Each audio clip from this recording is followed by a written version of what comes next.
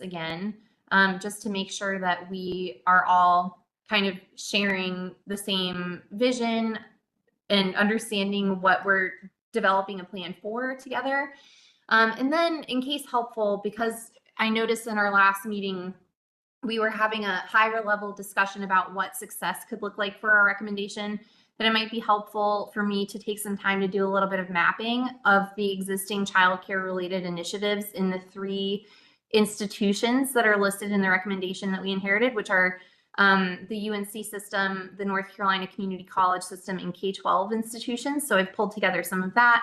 We can walk through it together, pause for some discussion after each. Of course, I'm not an expert in any of these 3 lanes, so I think that knowing that we have experts in these respective areas and leaders from these respective areas on the calls today will be really instructive in helping fill in some of those gaps. So I certainly hope to keep that part conversational. And then we will protect some time at the end for a group discussion to try to get closer to visualizing what success looks like for the recommendation we've inherited and any other planning items, identifying any future experts we might like to speak with or learn from, any other research needs that we might have to progress our implementation planning further. So first, I want to cover quickly state public records policy. First of all of the work groups related to the task force, as well as the task force itself, are subject to the state of North Carolina public records policy. For anyone who has not already attended a training and is not a state employee, we would love to make sure that you have public records training available to you. So if you've not been able to take one, please reach out to me and we'll get you connected with that through the Office of the Governor's Legal Counsel. And just a quick reminder, because of the public records policy being in effect, this does mean that communications regarding the work of the task force and its work groups are subject to public records law. That includes everything from email to the recording of today's meeting, etc. I also want to walk through quickly the public meetings disclosure for today. All meetings related to the task force on childcare and early education, as well as all of its work groups, including this one that's convening today, are subject to public meetings requirements. So the meetings, including this morning's meeting, are noticed publicly on the Secretary of State's office website. That includes links so that folks can view a live stream of the meeting that we're having today. We welcome listening and observation from members of the public, but we're not going to include collaborative work with members of the public in today's session, just in the interest of time. So for everyone who's on the call today, just please be aware that the meeting is being recorded and it is being live streamed.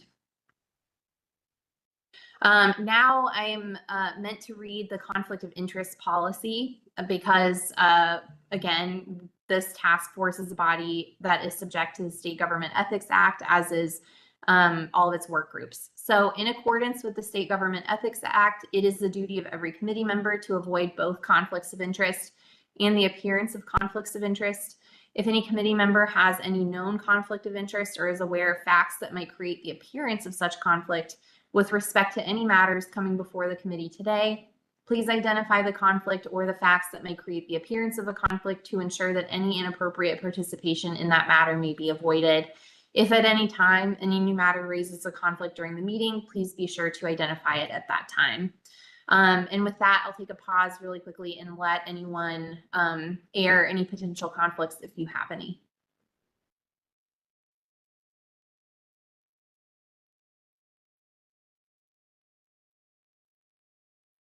Okay. So now let's turn, I guess, to the purpose of the work group again. So we know that the task force on childcare and early education is responsible for a couple of core duties. They are meant to assess and analyze policy related to access to high quality and affordable childcare and early education across North Carolina. They produce recommendations. They fulfill other analyses or work assigned by the governor, if that ever comes up. The difference between the task force and the work groups is work groups don't do a lot of that analysis necessarily.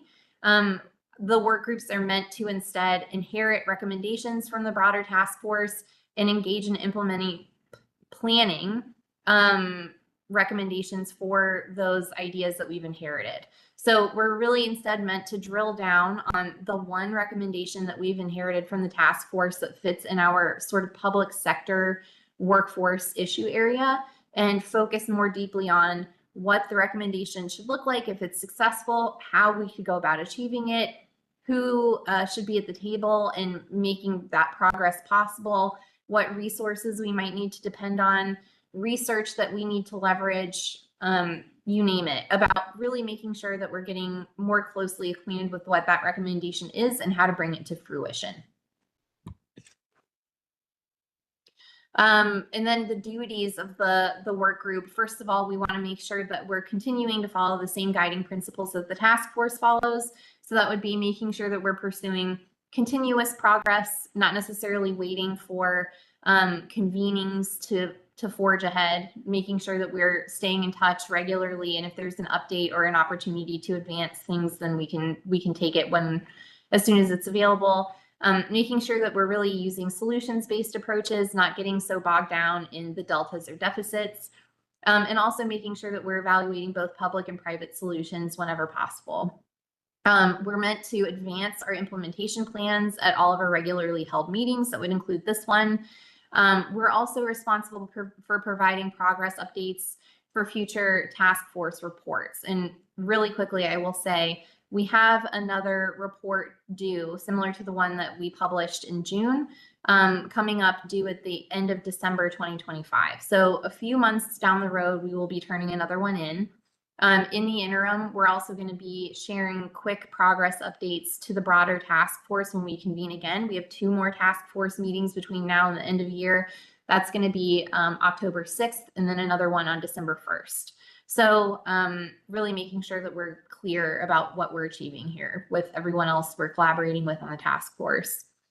And then in the event that the task force at the end of this year in that December meeting work session decides to develop any other recommendations in addition to the ones that they developed in June, and any of those happen to fall within the lane of childcare access for public sector workers, we would inherit those recommendations as well to be developing implementation plans for in an ongoing basis in these conversations we convene here.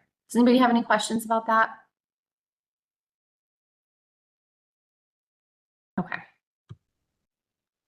So I wanted to take a minute to turn our attention back to the recommendation that we got from the task force and what we're meant to be doing implementation planning on right now. So it is as follows, and I've tried to the extent possible to bold and underline the operative portions of the recommendation. So first of all, exploring partnerships with the University of North Carolina system, North Carolina community colleges, and K-12 school systems to increase access to childcare for public employees. Under that, the task force also recommended that we look at exploring the use of underutilized public property for childcare and examining opportunities to serve state divisions with high job vacancy rates.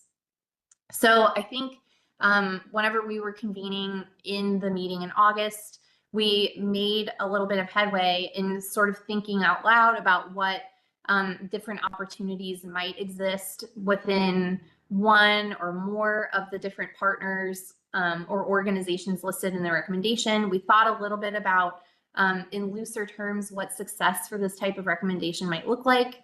I do want to emphasize here, though, that the operative words that were woven into this recommendation are not necessarily, they're not completely restrictive. So we're meant to focus on exploring. So I think the work of identifying new opportunities for partnership in and of itself is us pursuing the recommendation and making progress on it.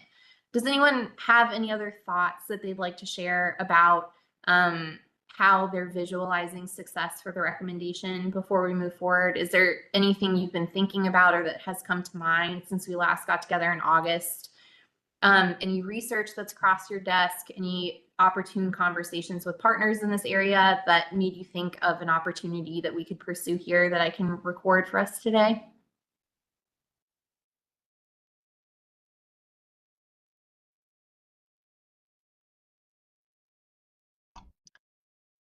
Samantha, it's Noelle. I have a Hi, couple things I'll just share quickly, and I'm please. happy to Yes. I know you sent this around, I think, to all the task force members, but I can also put it in the chat. Here at the Department of Administration, we are the home to many boards and commissions and councils, including the Council for Women, which recently released an updated, they've done a series of research reports on the status of women in North Carolina. And the latest one focused on economic opportunity and childcare, as those two things are very intertwined. So it does not focus specifically, I will note, on public sector employees. It is more general than that, but it's got some interesting information in there. I think it dovetails up very closely with what we have been hearing through this task force about lack of availability, lack of affordability, and the impacts that have on women being able to exercise their full economic potential in the workforce in certain circumstances. So I'll put a link in there.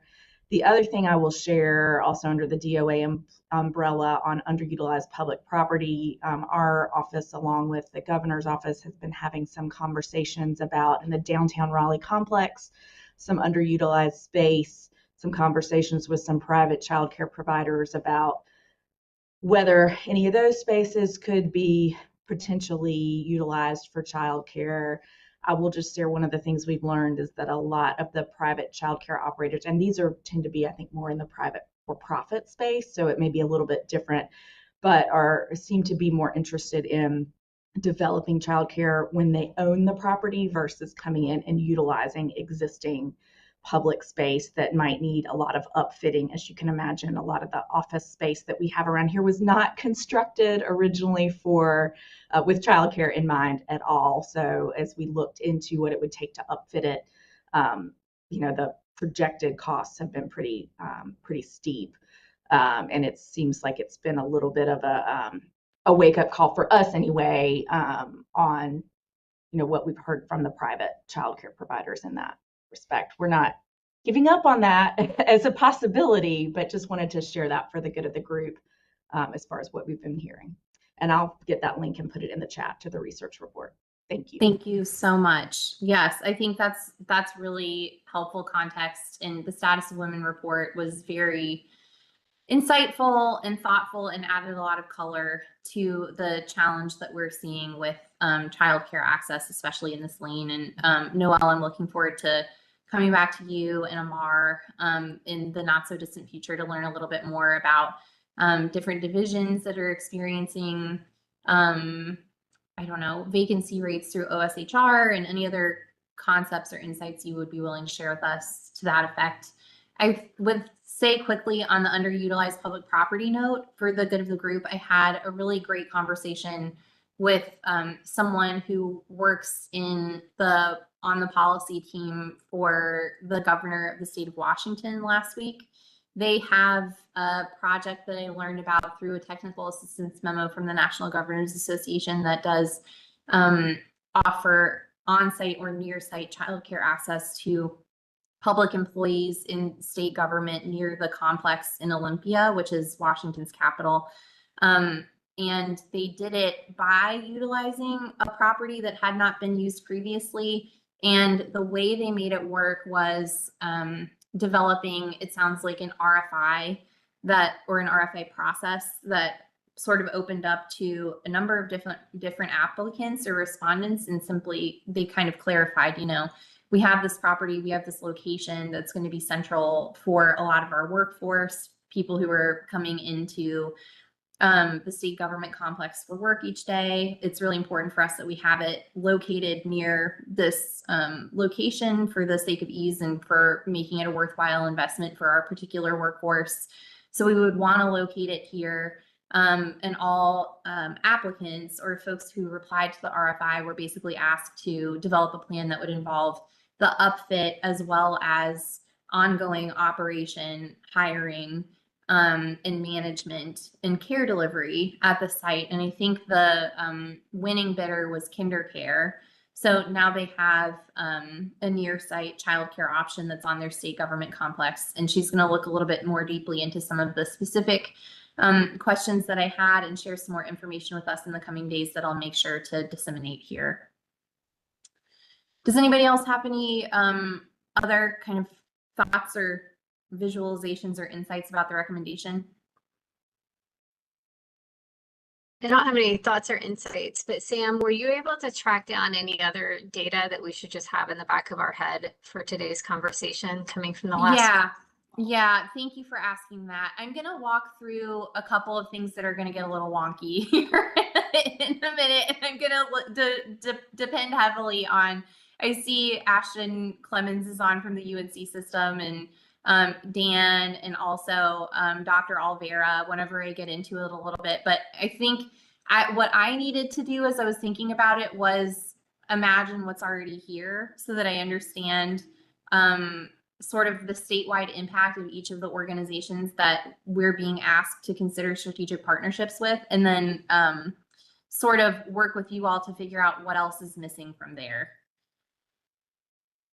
Awesome. Thank you. Anybody else? Ashton, did you have a comment? I think I saw something come up in the chat, but I can't see it super well because I'm sharing my screen.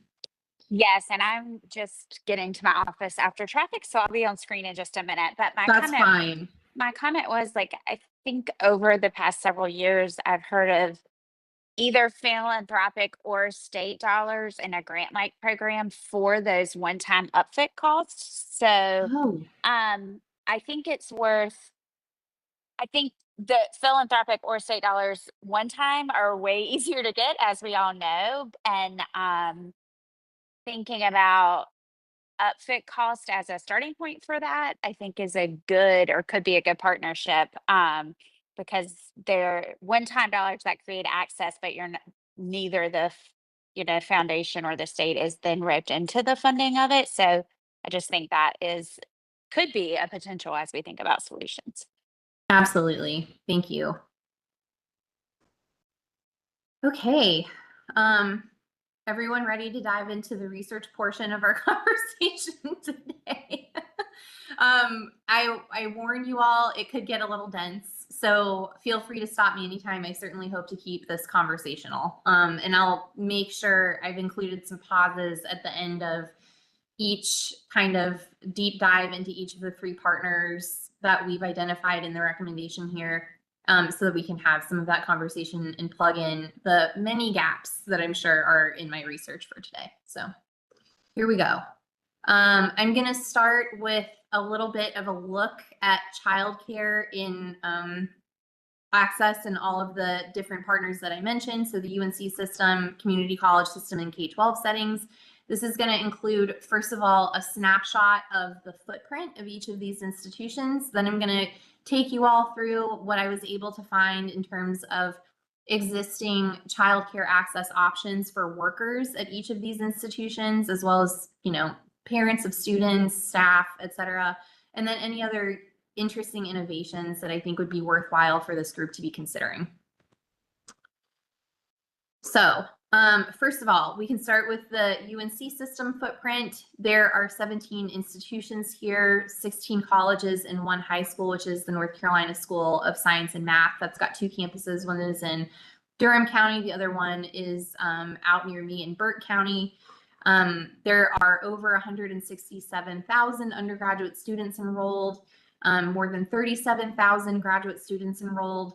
A really big kicker for me is looking at the employee count in terms of how many are residing within the state. That's more than 55,000 people based on the 2025 system fact sheet. And I'll be sure to share the cited resources with you all after our meeting, by the way.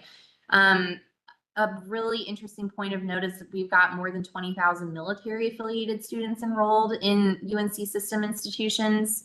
And something that I'm happy to report to you all is that it looks like 10 of 17 of those institutions have some form of on-site childcare. And I can talk with you all a little bit more about what those different solutions look like here. So first of all, UNC, they've got an on-site childcare program, the University Child Care Center, that's operated privately by Bright Horizons. It serves UNC employees as well as UNC health employees. I think a question came up in the last time we got together to try to determine whether employees of health systems associated with UNC system institutions are part of state employment or if they're part of university employment, and I can dig into that a little bit more deeply. there is also this really interesting childcare scholarship program operating at UNC Chapel Hill. That is actually administered by Early Years, and unfortunately, that's looking like it's going to sunset at the end of this calendar year. I'm happy to check in with Christy Snuggs about that. But currently, it provides financial assistance for Chapel Hill employees and students with children under age of 13 who are able to be enrolled in 4 or 5-star licensed childcare facilities, which is a really rewarding thing. I'm sure it bears a lot of dividends in terms of making sure that folks are able to complete their degree or credential when they're on the pathway and having that support. UNCG has an on-site childcare center. They've also been participating in a program called Access to Childcare Enhances Student Success. It's an Access Project grant that's been funded by the U.S. Department of Education. That is helping subsidize the cost of childcare for student parents who receive or are eligible for Pell Grants and or if they're single parents. I need to double check the status of that project because it looks like those awards were handed down a couple of years ago. I'm not sure if those have expired at this point or if they were impacted by recent changes. So I'll look into that a little bit more deeply and also make sure you all have that information. App State has a child development center that serves students, faculty, staff, and sometimes members of the public who are not necessarily university affiliated. I'm assuming that's just if they need to make sure that they have reached a certain head count in some of their classrooms for revenue purposes, and they can use underutilized space to serve members of the public, which is very additive to the community. They also have a child development lab where there are dual functions being served, and I see this in my research into a lot of the institutions within the system where you have an on-site place that's providing childcare, but it's also a training lab for people who are studying early childhood education and helping prepare people to enter those careers moving forward. There is a child development center on site at ECU. There's also a Compass program that offers weekday evening drop-off childcare for faculty, students, and staff. Again, that one is funded by a U.S. Department of Education grant that I need to check the status on. Moving on, Elizabeth City State University has a lab school for early care and education that again serves the dual purpose of training the early care and education workforce while also providing near-site or on-site care that serves children ages 3 to 5. So it doesn't necessarily provide that infant or early toddler care, but I'm sure it's still very meaningful for people who can enjoy access to high-quality early care and education close to campus. Fayetteville State University has an early childhood learning center. It is also an NC pre-K site, which is great. So they might have needed to braid some funding or, you know, continue some collaboration with their local Smart Start partnership or whomever it is who's helping them get connected with NC pre-K. NC A&T has a child development lab that also does that dual function childcare and training. NC Central in Durham has a child development lab. Again, the training delivery while also providing early care and education for toddlers and kids up to age 5. Then we've got a couple more left. Western Carolina University has an on-site child development center that serves children ages 1 to 5, so not the youngest infants, but it's still very additive. And Winston-Salem State University has a really interesting collaboration with Head Start and Early Head Start. Those services are offered on-site on their campus for children ages 18 months to 5. There are probably a lot of holes in this. Does anyone else have any thoughts or insights into exciting developments on UNC system campuses?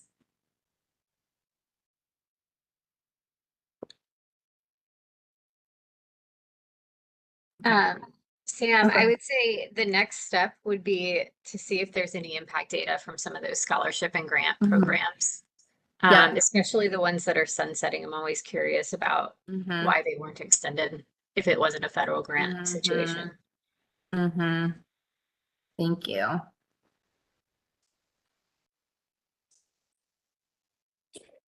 Is there any data, and I can help see too, that about, like, I'm always wondering how many people want the programs that are not able to be served in them. Mhm. So, some of these centers are great and there may be 200% wait list or something. So just like how many people are not being served that want to Great be. question.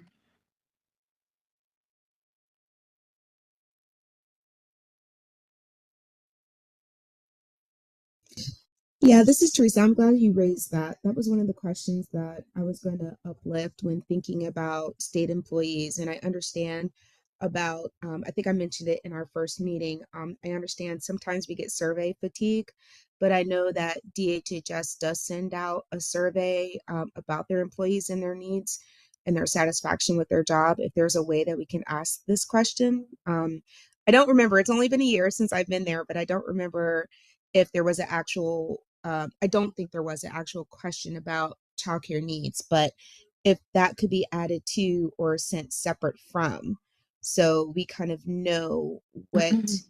what those needs may be of the employees. But I think that'd be great Mhm. to know from the actual university employees as well. Great. I agree, Teresa. I mean, almost like a capacity alignment, like making sure that not just like that the needs are being met, right? Understanding what the desires are, but also crosswalking that with if there's like tiered entry system. I know there is within the military, which is why I ask, like, if you're dual military, you're at the top of the list. I don't know if that exists on these campuses or not either, but that would be another place to look at for just aligning all those interests and needs.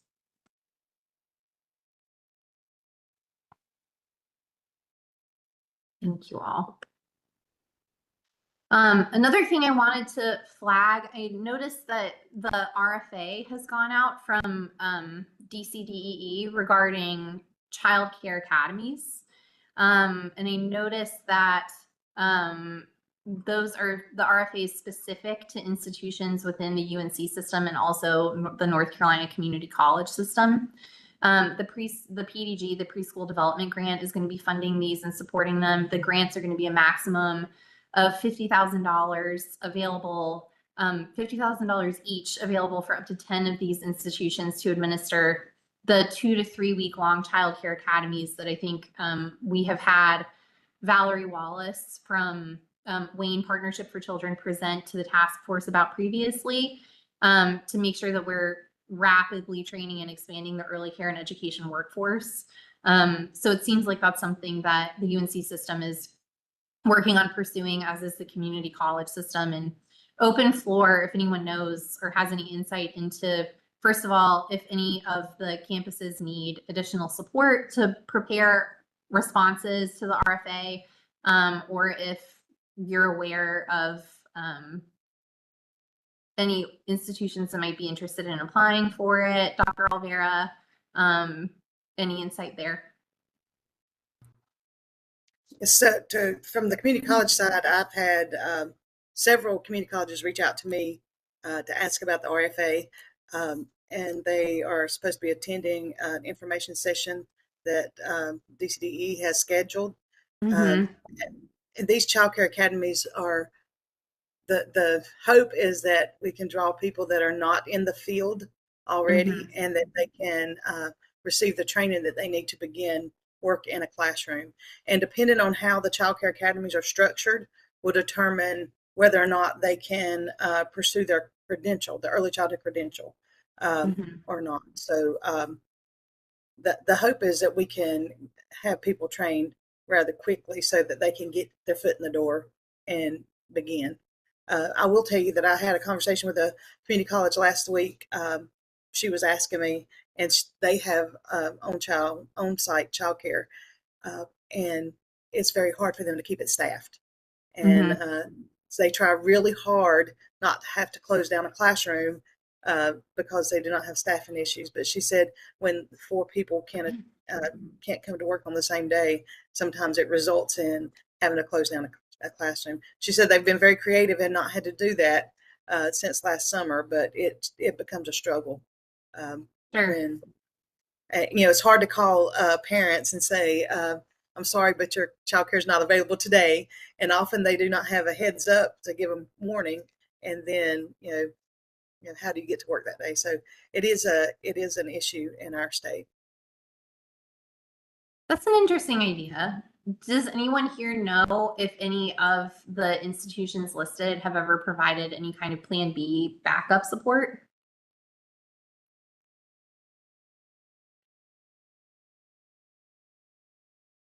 I'm just thinking about that. You're right. It is so valuable as a working parent to be able to know that there's something next on the list in the event that your care arrangement falls through. And I know, as a working parent during a lot of the COVID years and the COVID disruption, even after the first year, we would routinely have closures if a wave of the virus was moving through the center. And then there was no guarantee of when care would come back online, because of course we had to make sure that the first priority was everyone's safety. We're not sure when everyone's going to be able to leave quarantine or how quickly people are going to recover from their symptoms. And then the public health guidance was changing somewhat regularly, and it was just like a real moving target. So I wonder if between space or any other resources that are available, if these institutions have ever considered or have already engaged in some form of backup care for working parents or members of their own communities. And Samantha, I think that and I can't speak for every center across the state, but centers try to have subs on call. They try to have, and they try to rearrange things. And I think by the time that they choose to close the center, they have already went through Plan A, B, C, D, and I think it's really an issue of staffing, how to get people in the field, how to have subs and people that could come on call and things like that. But when the pool is so small, it's, Plan B kind of shrinks a little bit. Okay.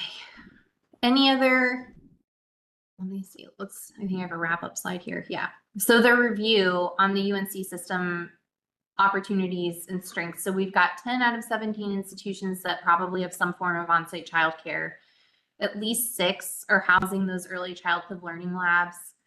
Several of the institutions are offering other types of services and supports, benefits related to childcare or early education between those grant-funded programs, and some of those opportunities funded by the U.S. Department of Education grants that I'll look into more deeply. Does anyone have any other reflections or ideas or points of note, ideas of possible strategic opportunity with UNC system campuses? Not to put you on the spot, Ashton, but if you have any other thoughts or insights or things that haven't been reflected here, feel free to chime in before we move on to community colleges.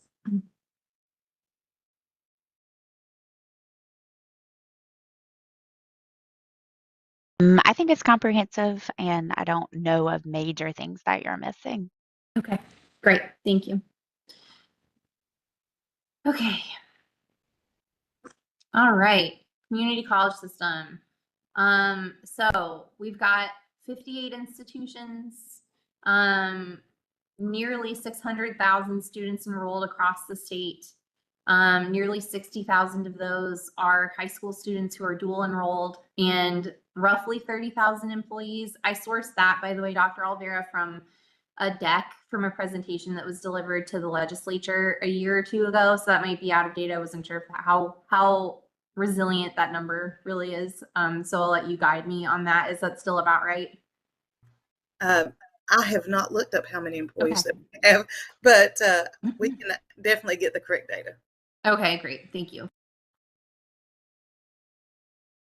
Okay, so then I looked a little bit more deeply at the wonderful data that Dr. Alvera sent me. She has a running document of the 16 campuses, it looks like, that are operating some form of on-site childcare or have some kind of related service or benefit. Most of these are operated by campus staff. They are operated by some of them are operated by third parties, Head Start or Lifespan or local boys and girls clubs where the campuses are located. But they are offering licensed, high quality childcare and early education in the communities that they're serving. And I marked those green on this map. So you can see it's like a pretty wide geographic spread. And while we're here, I want to stop and ask Dr. Alvera, you shared some really interesting insights in August from your perspective about why some of the campuses who had been delivering childcare or early education previously no longer are. And some of the feedback that you've been getting from some of the campuses and their leadership who you've approached about the possibility of delivering it and why they're reticent to do so. And not to put you on the spot, but do you mind sharing that here? Well, essentially, the issue comes around to finances many times. Having the finances to insure the facility on campus, startup cost, but also day-to-day operations. Being able to keep tuition at a rate that the communities can afford, with, even with subsidy, a lot of times at the childcare centers, they often lose money instead of being able to break even on campuses. And so a lot of times it's the finances, but it's also, again, the manpower. As you said, we have some of our centers, our campus staff they double as maybe a program chair, a faculty member, but they're also trying to oversee and make sure that the childcare facility is fully staffed. We have one faculty member, she's the program chair, but she teaches. But if there's staff out, she may have to go fill in at the childcare center at the same time. And so those things make it very difficult to make sure, because, as we just talked about, we do not want to close a childcare facility and call parents and say, I'm sorry, but we can't provide care today. And so sometimes it takes that faculty member, that program chair, away from their duties to go cover. And they've done an amazing job, but it is hard. And it is really hard to keep them staffed. I do think it's a positive when we can provide benefits to those on campus. So if they're included if they are hired as employees of the community college, then that's a way to help provide benefits for them that they may not get in other places. And so we have one community college that they tell me they have very little turnover, but it's because they can provide, a salary, and they can provide benefits that help keep their people there. It's also beneficial that we really like to have childcare facilities on campus because they do double as a lab school many times. Mm-hmm. And but that those are the things that it's really hard to upfit places. The cost to do that, or the cost to build if they need to build, but also those day-to-day operations. Sometimes it's not fiscally. On the way home, I'm fasting right now. Right. So is there You stop feeding my cat.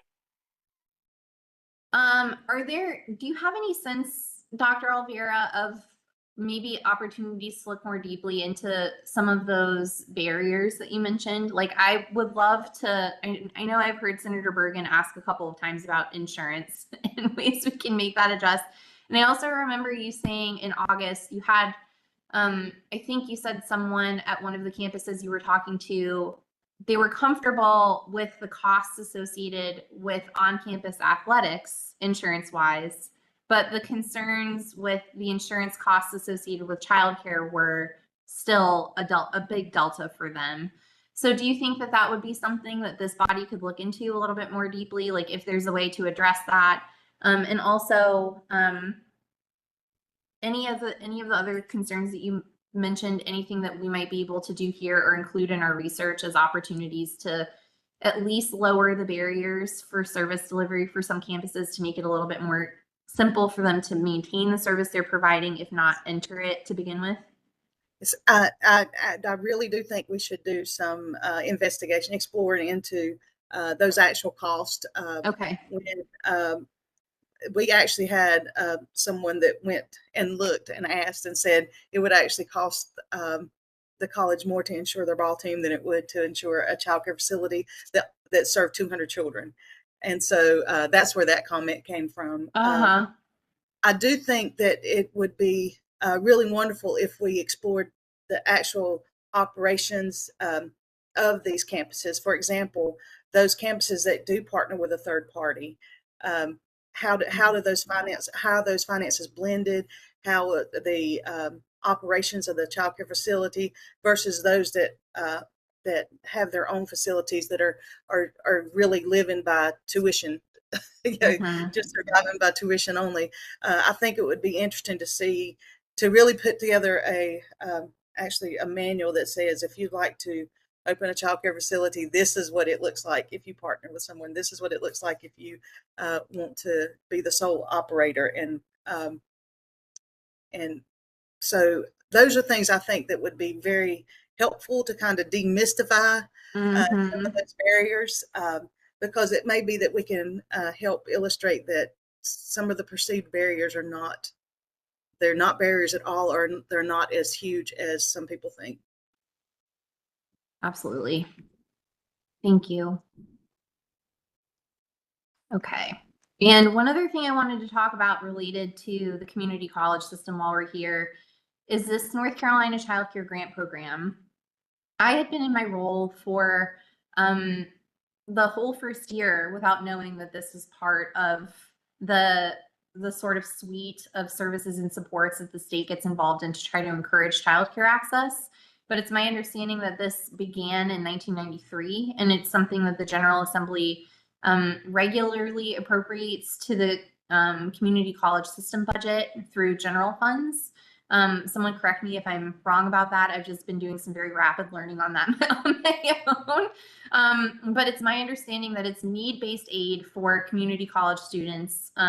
Basically, if you are unable to cover the cost of your childcare tuition, or if you can demonstrate another financial need or hardship, funds to support the cost of your childcare tuition are distributed to each of the 58 individual campuses. And then those campuses are able to distribute them by assessing eligibility of each student applicant and then awarding those funds to support the cost of those student applicants' childcare tuition needs each year. I looked at the data on this based on a 2023 and 2024 fiscal year report that I found. You can see here that a good amount of the allocation was distributed directly to some of the childcare providers who were covering childcare needs for students who financially qualified. That shook out to roughly 742 students at North Carolina community colleges who applied for the support.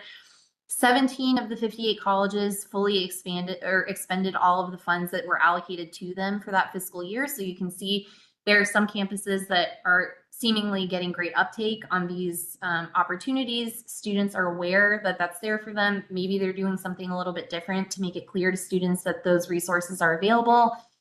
Several of the other campuses did not have all of their allocations drawn down. Some had quite a bit remaining, and it's interesting to look more deeply into that. I'll make sure that I can send you all a copy of that report to see if there are any other insights there. But it seems like a good opportunity to, first of all, make sure folks are aware of the yeoman's work that the community college system is doing to make sure these care needs are covered so that people can complete their training or their credential and move into the workforce. And I wanted to see if anyone here had any other thoughts or insight about the function of this particular grant program before we moved on. Samantha, I would like to say that our state level student government association has became very interested in this topic, and they are currently working on trying to get some student perspective in terms of childcare and the impact to students. I will tell you, it's also difficult to expend these funds if there are no childcare slots. Oh yeah. And so we have some service areas, some of our community college service areas that have very few childcare slots for students to begin with. And so it's really hard to expend that money. And so that's another reason this task force is important, to be able to expand those opportunities, because you can't expend money on something that doesn't exist at the time. And so that's an issue. Hey, this is Teresa. I also want to tie in the factor of maybe no slots, but what is the enrollment of the students in those areas that are not expending those funds? And I wonder, I worry about that. And that was something I was going to uplift earlier when thinking about the community college system and how being able to have a continuous like line of staff to be able to come through should hopefully be fed through the students that are coming at the school. I'm curious, and this is something that we would probably need to take up with a couple of other folks who aren't on the call today.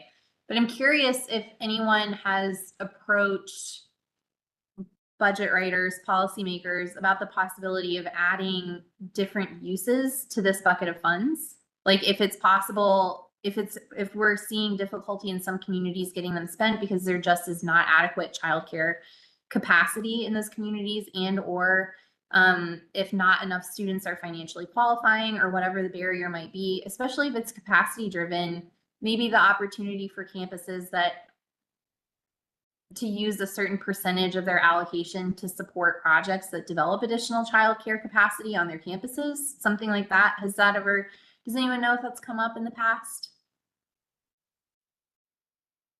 Okay. I'll jot that down as something to ask Senator Bergen for sure. And I would add, that's exactly where my head was actually. And I would add to that, there just may be, and I don't know the demographics well enough at each of these campuses to know, especially aligned with where there's a lack of capacity, but it may be that the student need isn't there, but there could be need on the faculty side. So, could there be like a tier 2 where if you've expended and hit deadlines on the student side, could it be expanded to open access to not just faculty, but other staff who also potentially meet some of those needs-based requirements?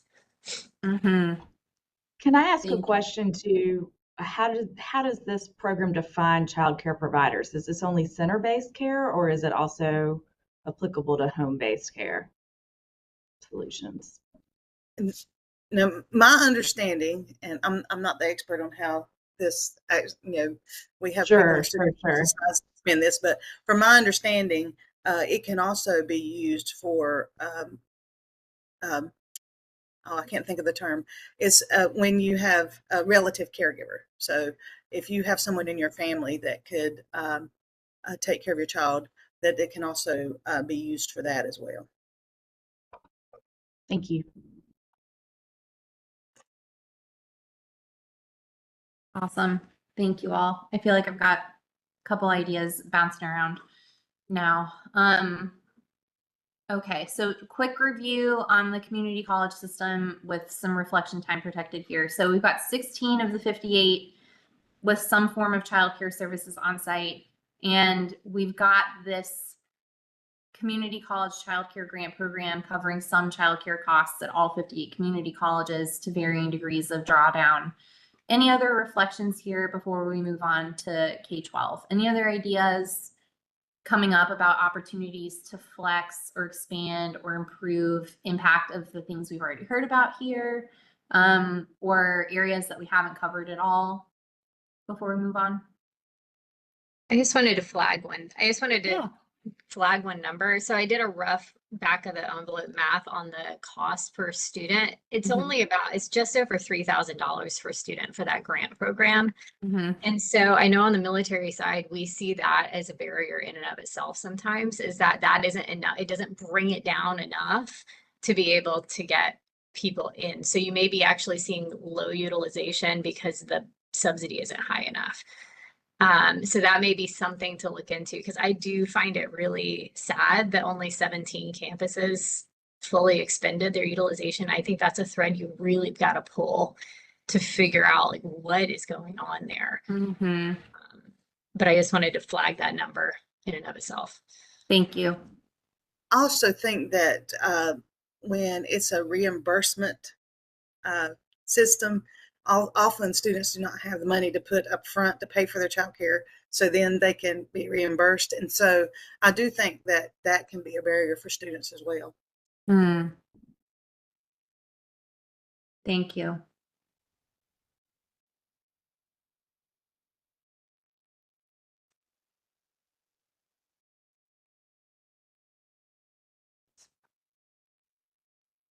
Okay. Anything else before we move on to K-12? Dan, looking at you. It's about to be your time to shine. Okay. So obviously I'm not gonna worry about pinning all 100 counties for the K-12 public school footprint. I would be up all night. So we have 115 public school districts in North Carolina, 2,700 public schools, roughly 1.5 million students, and 188,000 plus full-time staff. Something I really want to emphasize here is that in more than half of North Carolina counties, the school district is the largest employer. And this is the case not only in rural communities, this is also sometimes the case in urban or suburban communities. They're enormous drivers of economic success and impact. They are very significant employers in a lot of communities where they're serving. There are a good number of K-12 K-12 campuses with on-site childcare. This is something that I think we need to do a little bit more work on, and something I want to propose to this group is looking a little bit more deeply into where all of these are. This is just a set of results I was able to find by using the childcare search on the DCDE website and keying in high school. I know personally that there are more K-12 campuses that have on-site childcare co-located on them that just might not be registered with the word or the term high school in their license. So they might be a little bit more difficult to find, but they're located in different parts of the state. And in many cases, these are also that style of learning lab. So the one that we have, for example, at AC Reynolds High School, which is part of Buncombe County Schools, as well as North Buncombe High School. Those are learning labs where there is on-site childcare that provides care for children of faculty and staff primarily on-site, but also high school students who are interested in pursuing early care and education careers get hands-on learning opportunities. There have been grants braided into some of these on-campus learning labs to help support the cost of getting students certified in CPR and first aid, and some of the other requisite trainings that they would need to have in place to be able to go on and be successful in early care and education settings full-time. So it really functions beautifully as an opportunity to enter young people into these careers and show them what the real world experience of being an early care and education provider is like. And it's really exciting to know that this is an opportunity in several of our state's high schools. And again, this list is incomplete, so I'm hoping to round that out with a little bit more research and information. Does anyone else have any other insight on this before I move on? Dan, do you have any color commentary on some of the on-site ECE learning labs at some of the institutions? No, I think it's a good partnership when there's interest and they can make that happen. What I hear often is that those CTE programs that have the early childhood course often have a difficult time finding placements for the high school students to be able to do that lab work in. So having it on campus or the school district, having that opportunity on campus obviously makes it much more convenient and conducive, because the student doesn't have to leave campus. But there are often issues in finding placements for students. Okay.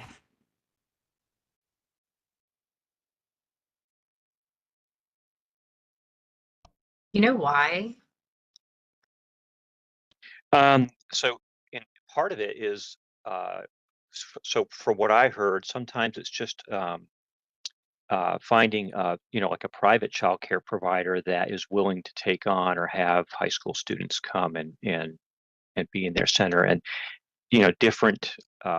different, one is just they may be short-staffed to begin with, and having a high school student come and having to have some level of supervision over that high school student becomes challenging. I think when they're under 18, it like changes the liability of the child It care does. center when they're not It an adult does. themselves.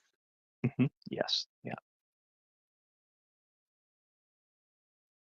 I was also wondering about transportation challenges, but the liability concern seems very significant. Absolutely.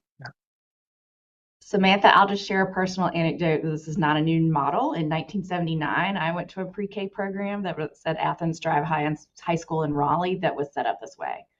And Wow. it was for my mom was a psychologist who at that time was employed by the school system. So I do think it was specific to school system employees, but I don't remember that part of it. But I do remember going to preschool there and how much I loved interacting with the high school students. Wow. And it was a model set to, provide course credit and training for them then. I know that's a lifetime ago, but it's just interesting to me that we've still got this model going on, but that it doesn't seem like it's caught on maybe in the way that you would think that it might have, seeing that all these models, whether you're talking about high school or community college or UNC system, solve two factors in a pretty complicated equation in terms of both providing childcare to people who need it and providing the training opportunity to the future workforce. Thank you. Okay, so just to review where we are with K-12. So we've got the 2,700 public schools in North Carolina and at least 12, probably more, high schools of that number have some form of on-site childcare services that serve children of educators and staff. There are also this sort of lab school model that we have going on at several of them, but not all of them. Are there any other, and I mean, I didn't put this in my presentation today, but I also want to flag that in our last task force meeting, we heard that really exciting Educare proposal from Harnett County that might be able to serve the public school workforce in a really interesting and innovative way. We know that this handful of the high schools that we have on this list already is leveraging their physical space and some of their CTE capacity to support on-site delivery of childcare and also training in early care and education career pathways. Curious here, given what we heard in August in that presentation from Tara and also Brooks Matthews from Harnett Public Schools, and also this information about utilization of space from a relatively small number of K-12 campuses that we have in the state. If there's anything that we might be able to do to encourage that, any lessons learned from the Educare proposal that could instruct strategic partnerships with K-12 institutions or the systems themselves to encourage some of this, supports we might be able to recommend. Floor is open for your reflections on that. So I think I have a couple of thoughts. One is that we don't collect this data at DPI, but we do hear about, for example, Archdale Statesville a few years ago ran into a situation where they had 4 or 5 teachers that had said they were going to submit their resignation because they could not find childcare. And the superintendent there, although I'm not sure, I think it had a bumpy start, but he decided to say, well, let's fix that problem. Let's see what we can do to provide childcare for children of public school employees in our district. I recently spoke to Dr. Karen Roseborough in Montgomery, and she seemed quite interested in exploring that idea as well. And I let her know she can connect with the superintendent of Harnett County Schools to find out what they're doing there. The other thing I think, so I think high schools and tying it to their CTE coursework, I think is not only a great idea, but it to your point, it kind of builds a piece of a potential pipeline for childcare, the childcare workforce, particularly in that community. But then also, I think just within the K-12 schools, the elementary schools, there could be opportunities there as well. And districts close schools, or they'll build a new school and they'll move out of an old elementary school. And although it would take some funds to upfit that school and to bring it up to what's required for childcare, I think when we think about underutilized buildings, I think that's also something to look at. And then something we haven't mentioned is charter schools. Each year, charters, contact DPI asking, usually it's around preschool, serving 3 and 4-year-old students, more often pre-K, 4-year-old students. But there's been growing interest in charters, and with, that, I guess, I don't know what the exact number is now, but somewhere around 300 charter schools statewide. That's also potentially something to look at with regards to, how to provide, how to increase capacity and, provide additional services to families in the community, whether that be families of of the school itself, or other local government employees, or just the general public outside of that. So, but as everybody pointed out, there is the hurdles that they have to go through to to improve spaces so that they're adequate for childcare. And then, going through the childcare licensing process and all of that. That takes time and funding.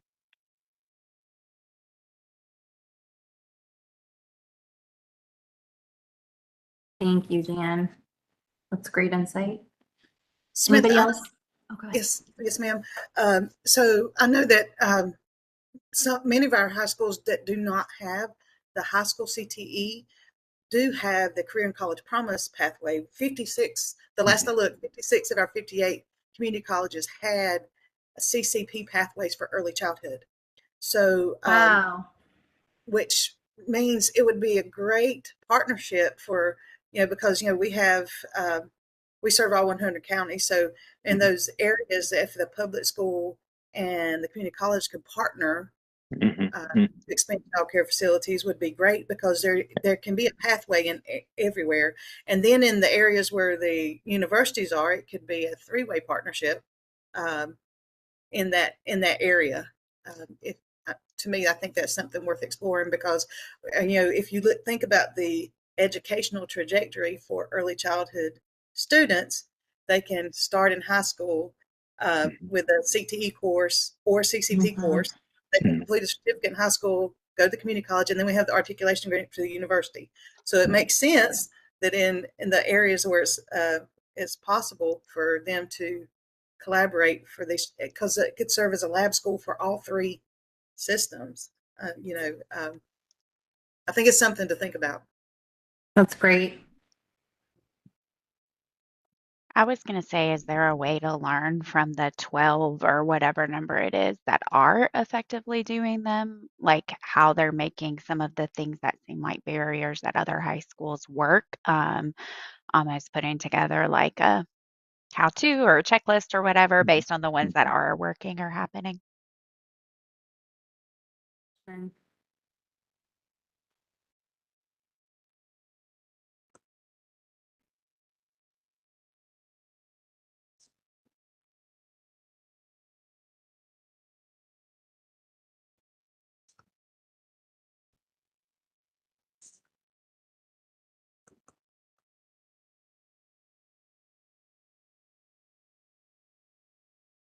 All right.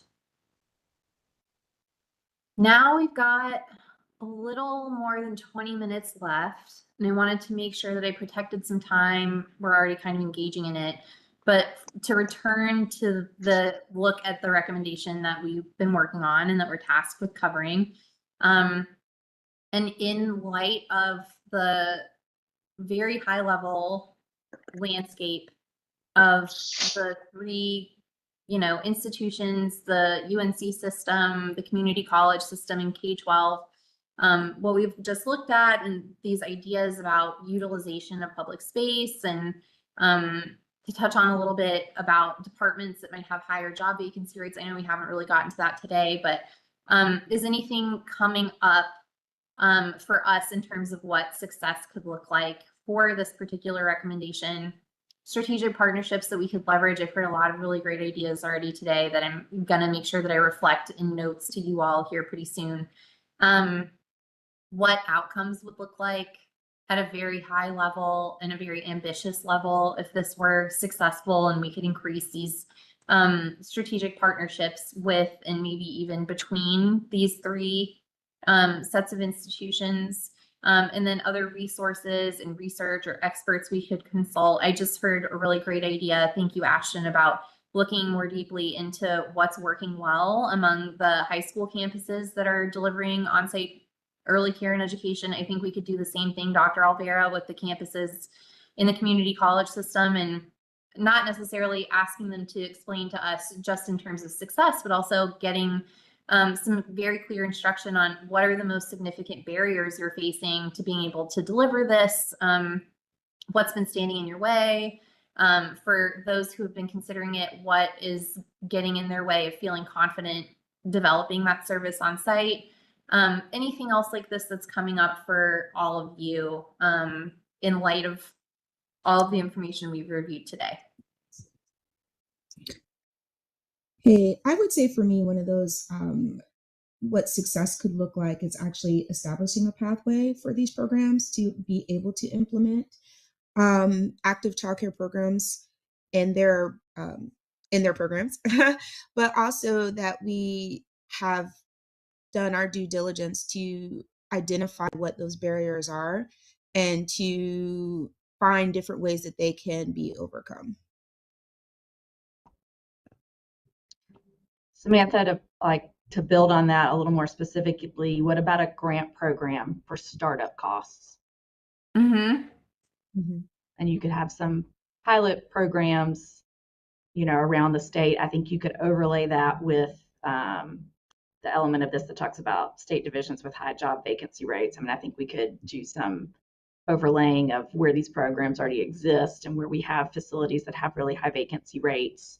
But I'm sure we'd also identify that there are many of them exist in areas that don't already have these kind of programs. But it could be, I think, grants for either building the capacity of existing programs or for starting new programs in areas where they don't exist, again, with a focus on collaboration between community college and K-12 or community college K-12 and university where that makes sense. Mm-hmm. I mean, across the board, it sounds like we're doing some incredible things and we're just not maxing out the utilization of what we've got in place. So I think anything we can do to identify, elevate, scale, like best practices and make it easy for people to implement just in everything we've talked about would be one. Yeah. And then I think we've got to be hitting 100% utilization of the things we've got. So whatever we need to do to clear those, identify and clear those barriers through would be exceptionally helpful. Mm-hmm. Yeah, I'd echo that. That's I think there's various barriers. We can think of, a couple dozen barriers probably just from our own personal experience and from our conversations with folks in the field. But people that are actually doing the work, people that have done the work successfully would know what they encountered, what you need to think about. And then I really kind of interested in Ashton's idea about a checklist, but then thinking about could it be more of a even beyond a guidance document. But we have places where people have figured out how to do this, and I know contextually it's going to be different from one place to another, but there has to be some big kind of steps, right? Step 1, step 2, step 3. Here's who you need to contact. Here's what you have to think about. That sort of thing. Where if we could, if somebody is interested in doing this, it could be a little daunting to think, I don't even know where to begin.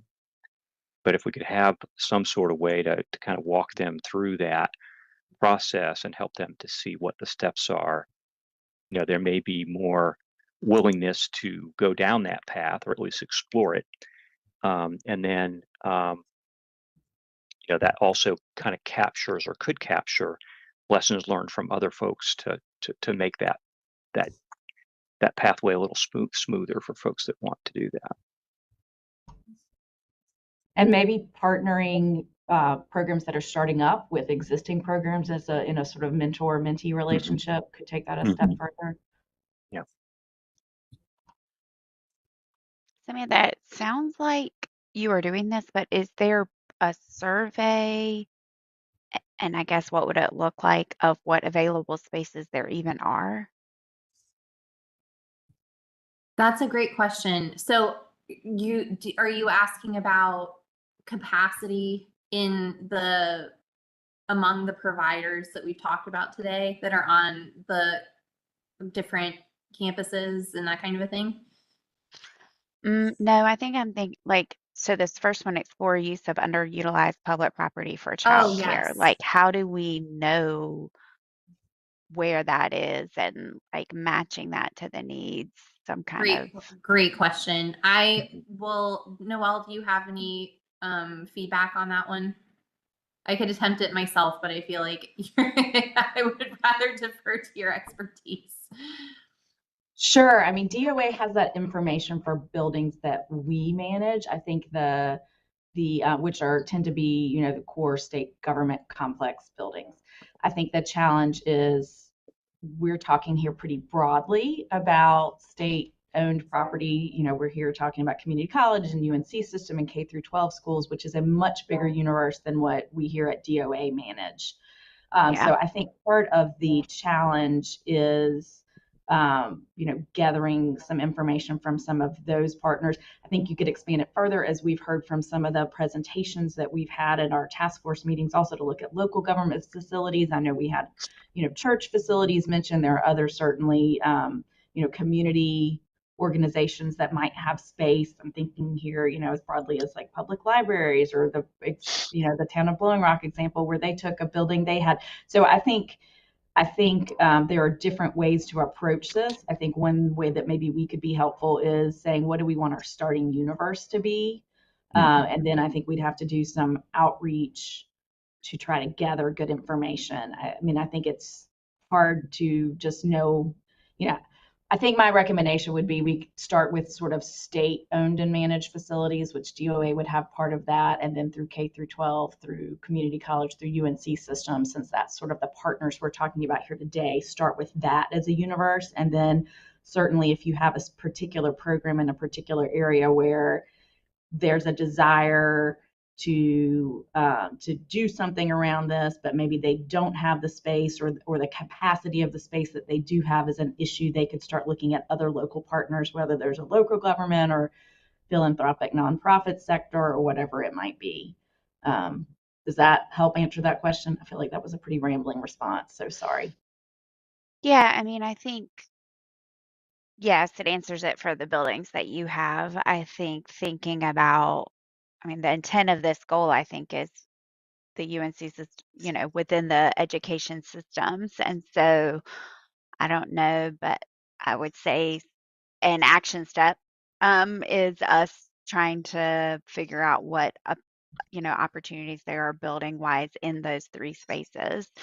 And then a second one I would say is I really think it's worth conversations and research around one-time dollars for upfitting current spaces, whether they're public dollars or private dollars. I just think there is a lot of interest in things like that. And so if we can facilitate, here's some open spaces and here's money to help that open space become acceptable as a childcare space, then we're going to take down, in some ways the biggest barrier in some of these options. So those would be my two additional recommendations. Thank you. Those are great.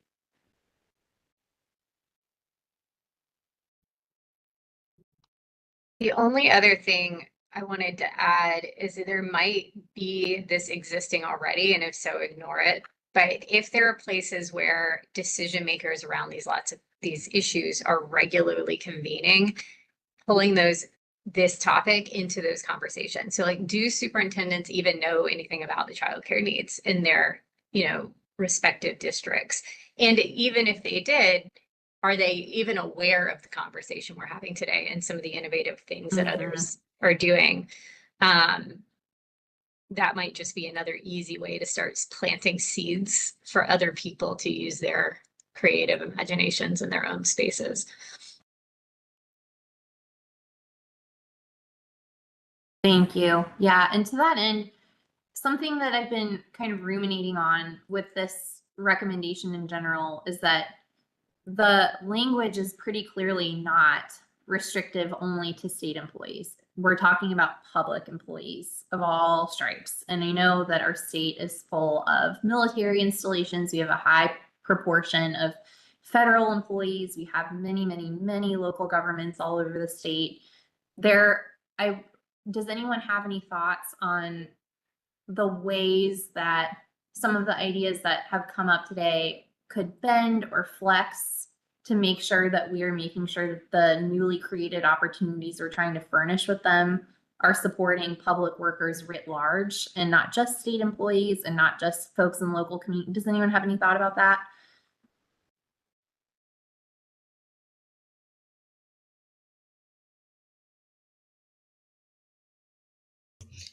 I think one thing I would think about is, as we're looking at that more local level, what supports are available on that level with, county dollars, or with those, like we said, that great example of Blowing Rock and the work that they've done.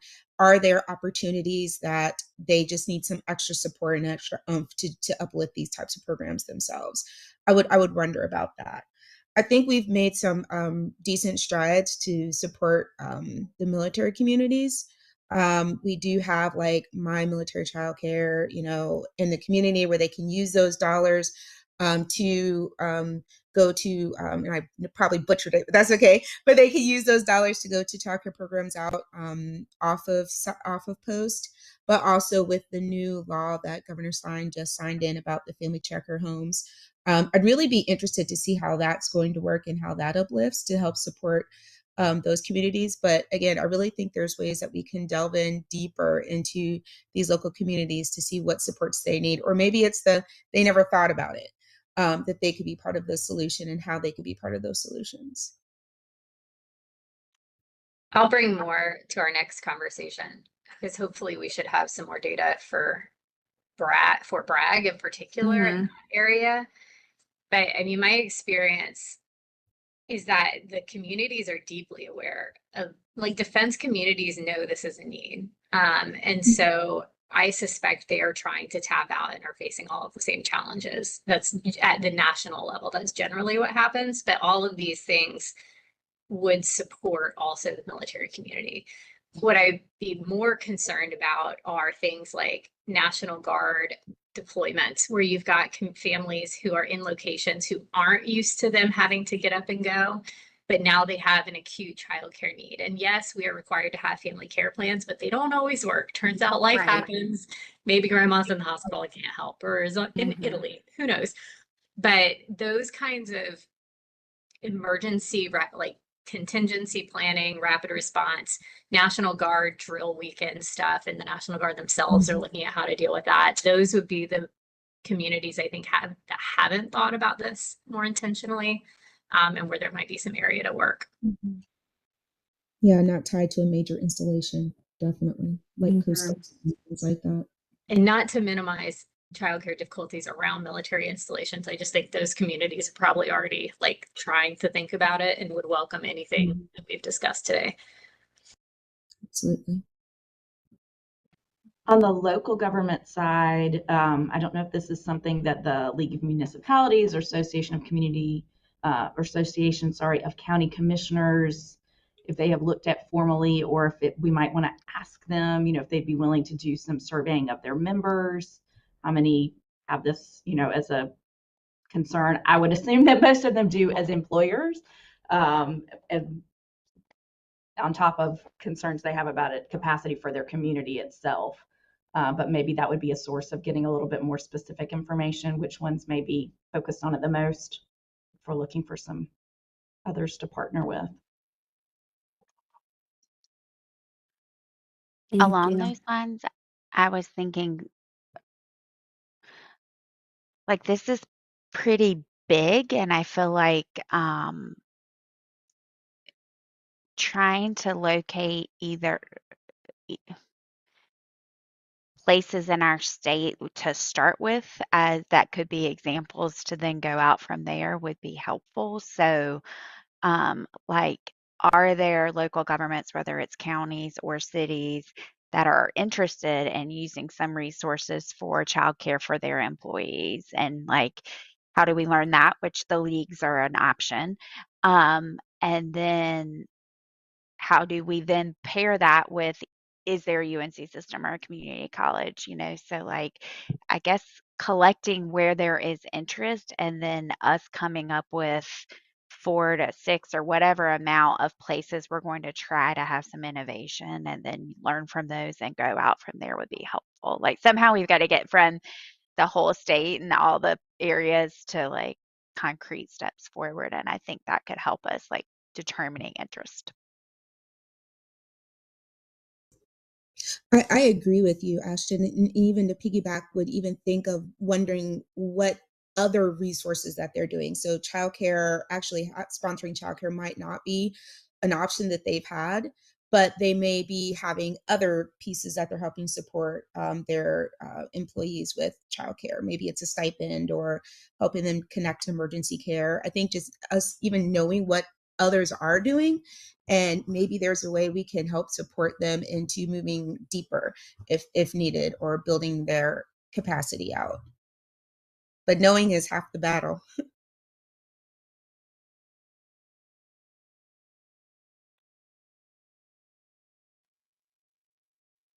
Okay, we've got a couple minutes left. I have a lot of great notes and ideas and recommendations that I think help us round out and answer the 3 questions here pretty well.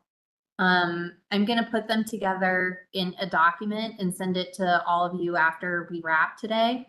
And then I'll try to also add a couple of little steps under each one of those things where we can procure the information we're looking for, if it indicates that, who we can reach out to try to learn more about the basics of some of the concepts added here. And I will tag you all if the question or the idea refers to your respective organization, so that you can help me fill in the gaps on that. But I feel really good about some of the concepts we uplifted today, and I feel like a lot of them are very actionable and really substantial. So just thank you all for your thoughts and creativity today. So to wrap us up really quickly, I feel like I've got a good sense of those experts and resources and research that we need to consult, and I will follow up with you all in writing about that. I think it would be great if this group could convene at least one more time before our report is due at the end of December. No pressure now, but if anyone has thoughts about a week within the month of November that we might be able to isolate, hopefully before Thanksgiving travel, whenever we could reconvene here. And then of course we can feel free to keep communicating and advancing things over email in the meantime. And another thing I want to flag too is that when we come back together for our full task force meeting in the beginning of October, I'm going to protect some time in the agenda for work groups to be able to huddle again. So we can hopefully review some of the information that it looks like we're calling on today at that time. But are there any weeks where we've got, conference travel or anything else in November that look not opportune for us to get together again? And I can avoid those and send out a poll so that we can get one more of these big meetings on our calendar.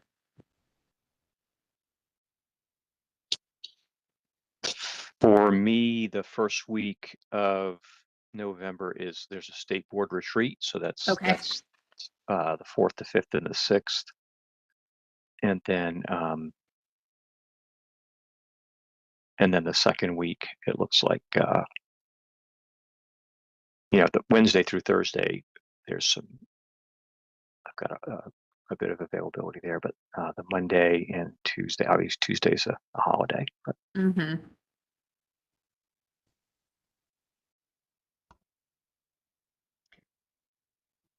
Samantha, I'll drop some dates in the chat where I know I'm going to Great. be tied up with a lot of other board and commission meetings. Thank you. Yeah.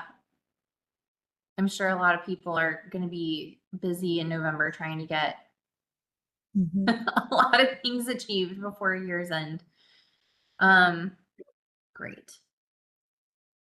Yeah, if I say I'll put mine in the chat too. I only have like 3 days that I can't really wiggle on because it'll be a full day out of the area. Okay.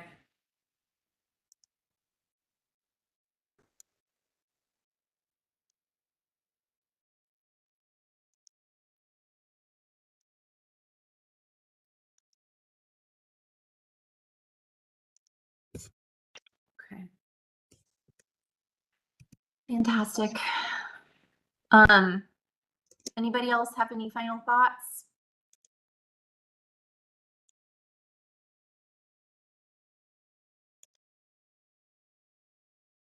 Thank you all so much for everything, for helping round this out and develop it into something substantial. I'm really pleased with all of our progress, and I'll be reaching out soon with notes and with requests for assistance connecting with experts and resources associated with some of the ideas that we heard today.